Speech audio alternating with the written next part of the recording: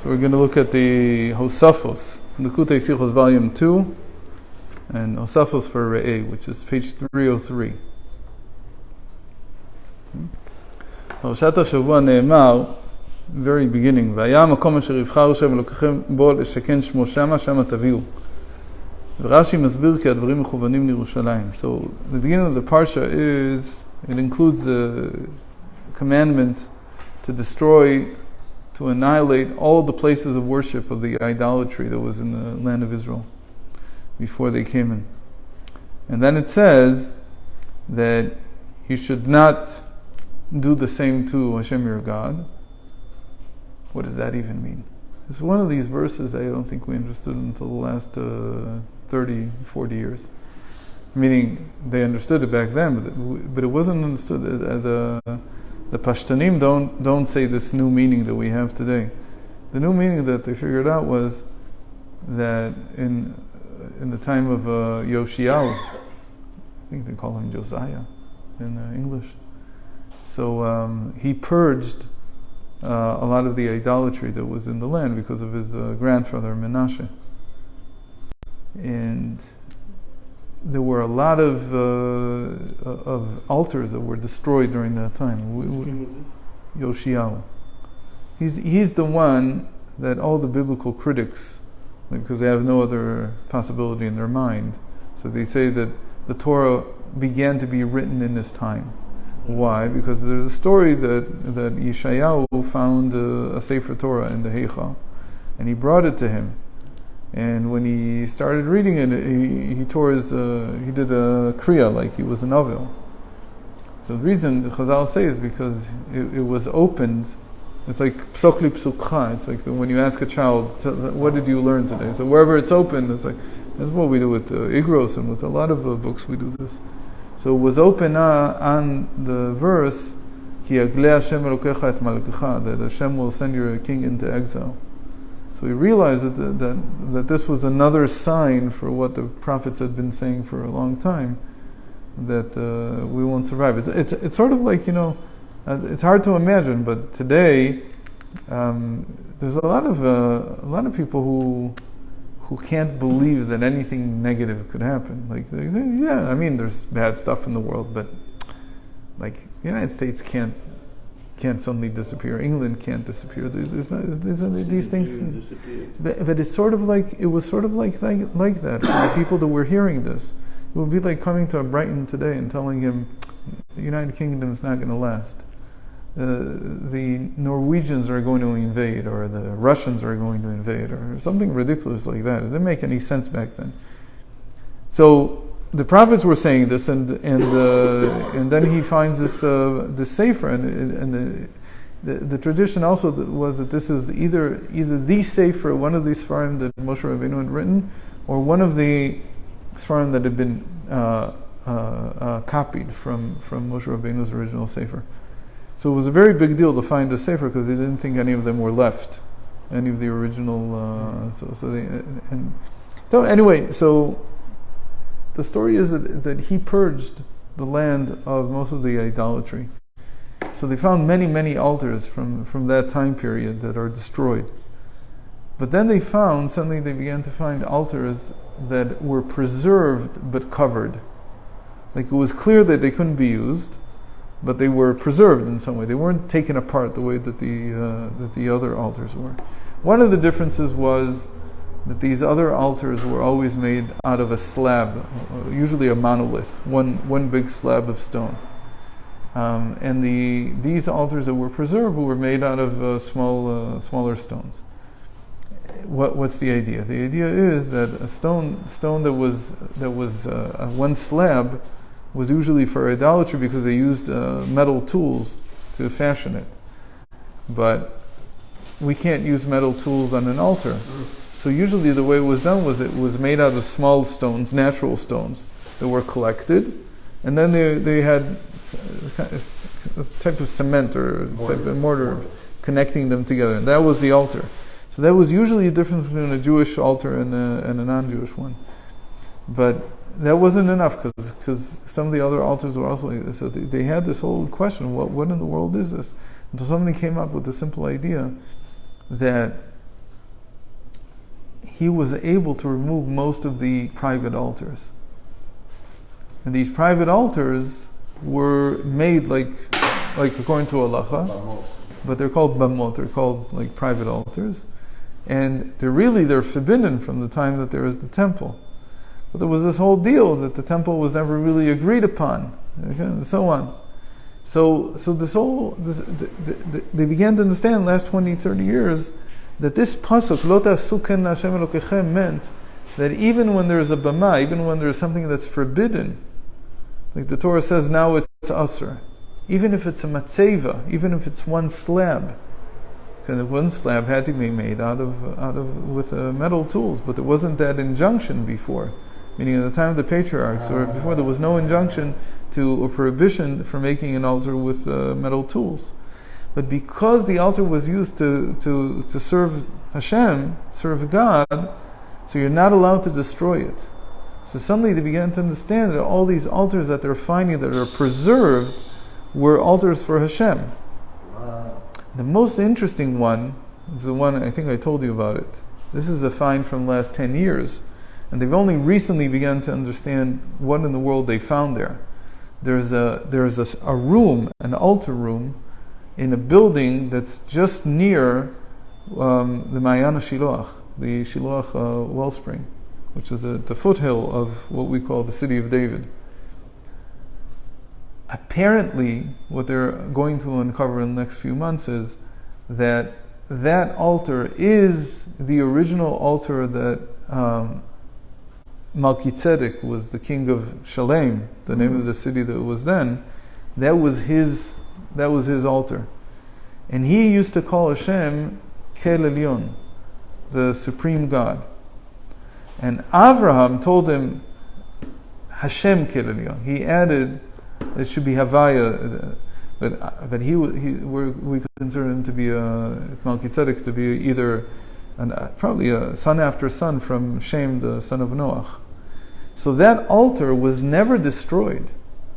There was like a little temple until the temple was built. So that was actually, apparently, that was where, from the time of the patriarchs until Solomon built the temple, that was the temple in that place. It's now being uncovered. Like it's not, they're not 100% sure about the evidence, but there's a lot of evidence to say that. And interestingly, there it's a slab, it's a matzeva. It's like what we know, that the matzeva used to be kosher in the time of the patriarchs. It was only after Hashem said not to make a matzeva, because that's how the non-Jews do it. So, okay, anyway. So Parashat HaShavua Ne'emar V'haya Makom. So where is this place that God is going to choose? Well, it's not all of these places that were worshipped with idolatry, but He's going to choose some place, l'shaken shmo sham, that His name will be there. Shama taviu tolotechem. There you'll bring all your sacrifices. V'Rashi masbir ki advarim mechuvanim l'Yerushalayim. Rashi says that this verse is referring to Jerusalem. Sefer HaChaim. There's a book called Sefer HaChaim, L'Achiv Shel Maharal MiPrag, written by the Maharal of Prague's brother. בחלק גאולה וישועה שואל מדוע לא מצוין במפורש שם ירושלים בשום מקום בתורה. So we know that, we don't like saying this, but Jerusalem is not mentioned. It's mentioned, but it's never mentioned as a place of the temple. Okay, it's mentioned like we just said. That was whether apparently the original temple was, that was run by Melchizedek, who's Shem ben Noach, and every time, if Shem was there, I forgot the most interesting part. If Shem was there, that is where Yaakov went for 14 years. That's where he learned. That was his yeshiva, that place, because that's where the tradition from Noach came down. That was their center. So he asks, why is Yerushalayim really still never mentioned in the entire Torah, in the Pentateuch? Obviously, afterwards it becomes very central. It just calls it the place that Hashem your God will choose. It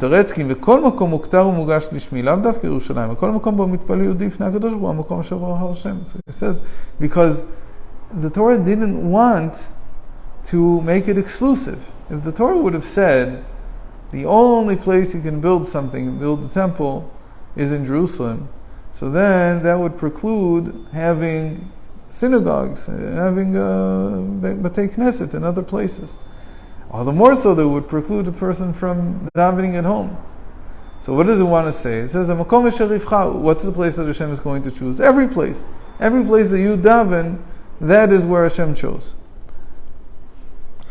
ולפיכך יש להתפלל כיוון ארץ ישראל, לצד ירושלים, לצד המקדש, לצד קודשי הקודשים, לצד הארון, שכן בכל מקום, בחוץ לארץ, שבגשמיות, ישנו העניין של ירושלים.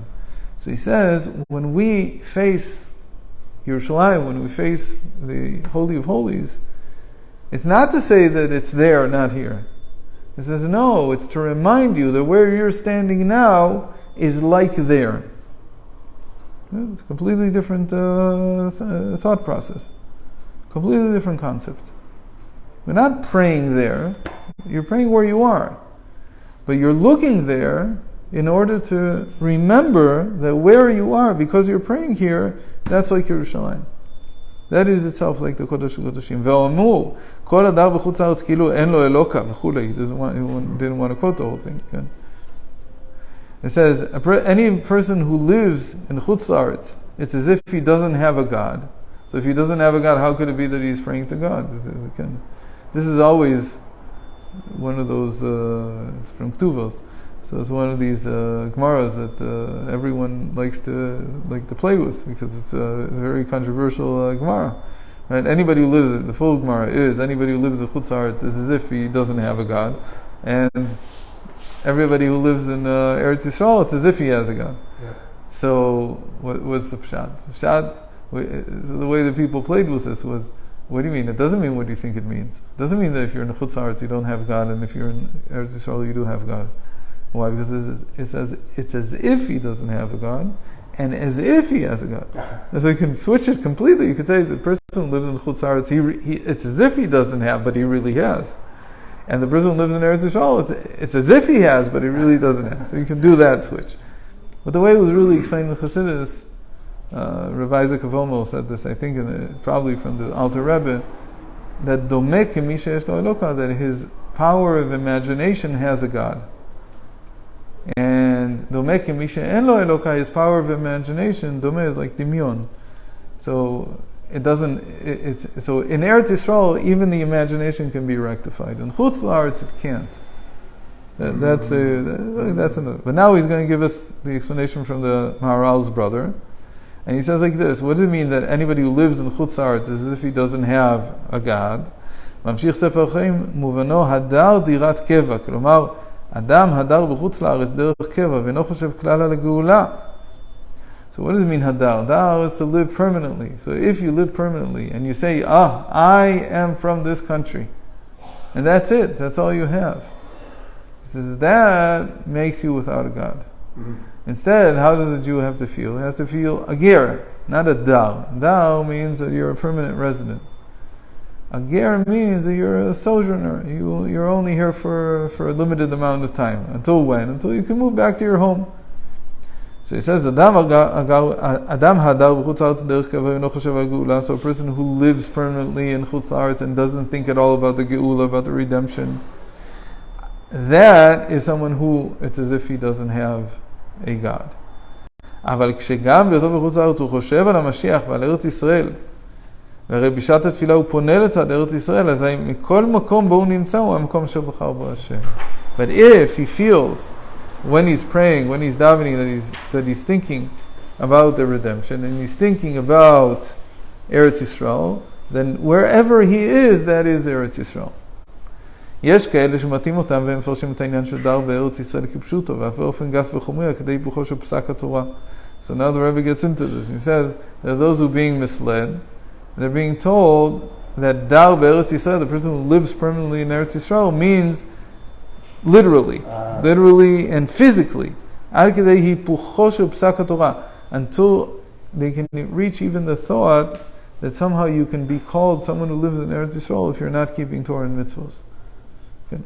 הרמב"ם פוסק בהלכות דעות שכאשר לפני האדם שני מקומות, אחד מהם הוא מקום משובח קיים, חשש שהם יסיטו אותו שם מדרך היהדות. כשהוא מקום מדבר, עליו לא רק לבחור מלכתחילה את מקום המדבר, כי אם שנמצאו במקום היישוב, עליו לברוח משם למדבר. So the famous halacha in Hilchos Deos, that the Rambam says if the place that you're in is so abominable, and that it will affect you negatively. But he says even if it doesn't affect you, if I remember correctly, but it's just so abominable, you can't stand it. So he says it's better to live in the wilderness.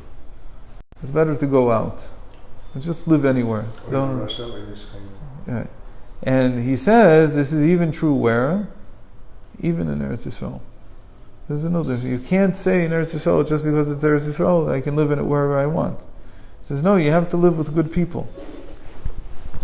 מדובר כאן על בריחה למדבר, כל שכן בנדן אסור לבחור מלכתחילה מקום בו עלול לסטות מן הדרך הישרה. The more so that if you can choose a place to live, you shouldn't choose a place where you'd have to run to the wilderness, according to the Rambam. ואשר לטענה הגמרא אומרת כל הדר בחוץ לארץ, כוונת הגמרא לדירת קבע. כשאדם מחכה למשיח מוכן מיד עם בואו לוותר על כל זבת חלב ודבש שבחוץ לארץ, לאלה שנדמה להם, משום שהוא חפץ בו ומלאה הארץ דעה את השם כמים לים מכסים, ראי גם כשהוא בחוץ לארץ ומקום אשר יבחר השם אלוקיך. So he says, and the other side of it is, it's very interesting. In the previous, I said it's Eretz Yisrael because that's how I remember the Rambam.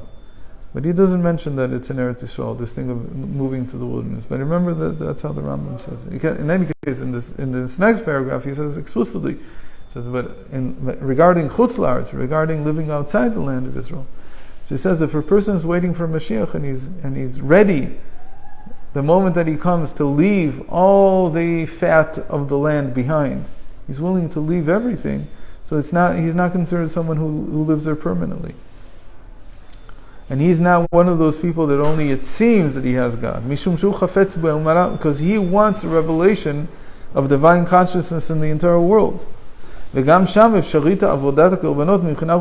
also, he knows that in Eretz Yisrael is the only place that you can bring sacrifices. You can't do it in Chutz La'aretz at all. הקרבת עולותיך ושלמך, העליות והשלמות על גבי המזבח. וזאת ההוראה שיש להשיג פרשת היום, בכל מקום אשר אזכיר את שמי, שם ארץ ישראל. And that's what you need to learn from Parshas Rei, from the beginning, that everywhere, again, according to the Maharal's brother, that anywhere in which you call God's name, in which you're connected to God's name, that is called Eretz Yisrael. That is the place that Hashem chose. ובכוחו של כל איש ישראל להביא הדבר לידי גילוי. זה העניין של משיח הפרטי. ודבר זה יביא את ביאת המשיח לכלי, כשכל בני ישראל עלו לארץ ישראל הגשמית עם משיח צדקנו. So when you are able to reach a state where you live, you make that into Eretz Yisrael, that he says that's called the personal Mashiach, the personal Geula, a personal redemption. And once people have this quality, and the Mashiach does comes, and then it becomes the general Geula. שמדובר בעניינים הקשורים במשיח, ישנם כאלו הסוברים שהדברים הם כלשון הגמרא, הילכתה למשיחה. So the Rebbe says, a lot of people think that whenever we speak about Mashiach, it's for the future. It's not for now, because it says, הילכתה למשיחה. The Gemara says, the halacha will be like this in the time of Mashiach, who knows when. יש לדעת שאין הדברים כן, וראיה מוכחת על זה, יש גם בניגלה שבתורה. So you should know that this is not the way you should be speaking about Mashiach, and there's a proof for this even in the revealed dimension of Torah. How so? ישנה דעה, there is an opinion, הסוברת שכהן אסור בשתיית יין גם בזמן הזה, לפי שמהרה עם בני בית המקדש ושיכור אסור בעבודה. It says there's an opinion that a Kohen can never drink wine. Why can he never drink wine? Because he can't ever be, and maybe at night he can. But during the day, what? Okay. No, but also stam. And you go to a Sudas Mitzvah or whatever, you also can. Yeah, and it's grape juice. What? He needs grape juice. If he's Yotze. I don't know if you're Yotze. I think he holds that you're not Yotze. A lot of people hold you that you're not Yotze with grape juice. Aaron Soloveitchik held that you could be Yotze Avul Yada. With grape juice. So Rav Steindl said that you can't even make a bracha b'lei pri hagefen on it. Wow. Yeah. No, in any case, so he says, that people think that that this is Mashiach is only about something in the future, but he says it's not true, because even now a Kohen, according to many opinions, he can't drink wine during the day. Why? Because if the Mashiach will come and the Beis Hamikdash will be built, so he will have to go and do avoda, and you can't do avoda when you're drunk. You have 20 minutes. Yeah. So he says in a second it's 18 minutes. But yeah, 20 minutes. Avagat Sichot shel yain efsharit b'shתי דרכים. There's two ways to snap out of a stupor, to not be drunk. The one way is sheina, is to go to sleep. And the second way is to walk a mile. Shiur malach milu 18 דקות. And the great Shiur gadol biyoter malach milu 24 דקות. So there's two different extremes. A mile is either 18 minutes or 24 minutes. Meaning it takes 18 or 24 minutes to walk a mile, depending on how long the mile is, I guess, and whether it's uphill or downhill. How old you are. And how old you are. מכאן איפה הוכחה על פי הנגלה שבמשך זמן מועט, פחות מכדי שיעור מהלך מיל, שהוא לכל היותר 23 דקות ב-59 שניות, העשוי לבוא משיח עם בית המקדש המושלם, ויהיה צורך לגשת מיד לעבודה. So from here we can see that this is a proof that within 23 minutes and 59 seconds, Mashiach can come, meaning in the next 23 minutes and 59 seconds, Mashiach can come, and this Kohen will have to immediately walk. So what do we mean? So it's not so simple. He said, first the Mashiach comes, and then, usually that's the order. First the Mashiach comes, and then you realize, oh, Mashiach came. So what do I do? So I have 24 minutes to get rid of my wine. But that doesn't work that way, because in 24 minutes, it's too late. Because if he came, it could be that right away he brings the Beis Hamikdash. Okay, right. Right. So the idea is... You've got 24 minutes to get to the Beis Hamikdash to start working. So you have 24 minutes to start. Don't go to sleep, and you don't walk. You just get on with going to the Beis Hamikdash. So that's the pshat. The pshat is the Rebbe means that you get 24 minutes of preparation, and then Mashiach comes. Aaron Cohen will be waiting. He said there's a problem with it. If you've got to bring a sacrifice, you've got to bring a korban. And the korbanos have to be checked 4 days before they can be sacrificed. So what happened to that? Doesn't mean that you're going to bring korbanos from animals. You can bring from flour right away.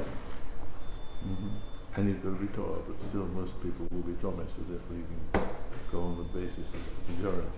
Whatever. Seder. Shkoyach.